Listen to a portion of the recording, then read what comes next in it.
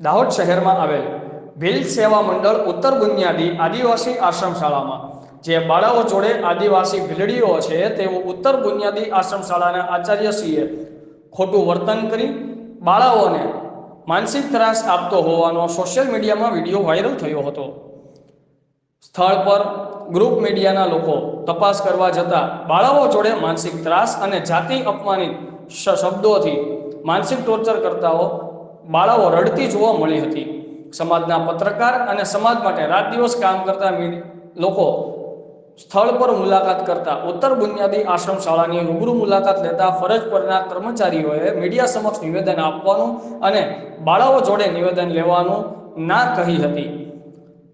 કાલે અથવા પરમ દિવસે નિવેદન આપશું તેમ ફરજ પરના કર્મચારીઓએ મીડિયાને આજે નહીં આપીએ ત્યારે હકીકત શું છે, સાચું કે ખોટું, બાળાઓને કેમ ન્યાય મળે જણાવતા સોશિયલ મીડિયામાં વિડીયો વાયરલ કર્યો હતો। માનસિક ત્રાસ આપવામાં આવે છે એ સાબિત થઈ રહ્યું છે। તેઓની સામે કાયદાકીય પગલાં ભરી આગળની ઘટતી કાર્યવાહી કરવા માટે ઉત્તર બુનિયાદી આશ્રમ શાળામાં આદિવાસી બેન દીકરીઓ પર આવી રીતે અત્યાચાર થતો હોય તો આદિવાસી સમાજ કેમ ચૂપ બેઠો છે? આદિવાસી સમાજના આગેવાન કે કોઈ નેતા અત્યાર સુધી કોઈ બોલવા માટે તૈયાર નથી। તો આદિવાસી સમાજની બાળાઓને ન્યાય મળશે કે કેમ તે આવનારા સમય પર જોવાનું રહ્યું।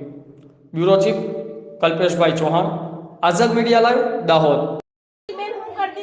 હેલીબેન શું કરે આજ સ્કૂલમાં ચાલ્યું છોકરીઓનું ભવિષ્ય નથી। કોઈ દાડી એક ચોકલેટ મારી છોકરીઓ નથી ખવડાવી।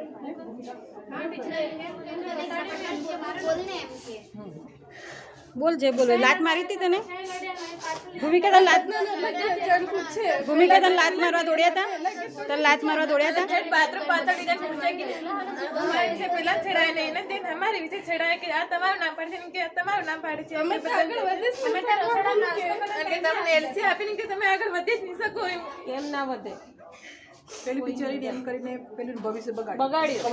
અવંતિકા હો એ ચોરી કરી પડે એને ગમે તે વાલીએ પણ મને કીધું મેં રોક્યા છે તારે ની તો કારના ઉછળી જતા તારે ટીચર હમણાં આવીને મને લડ્યા ને તો બી કે મેં નહીં લડી ઇનથી હમણાં આવીને જો ક્લાસમાં પાછી સરે તો બી ઇનથી કે મેં નહીં લડી આમાં પાછી સાથેના બધા હતા કે મને લડી તને લાત મારવા દોડ્યા હતા?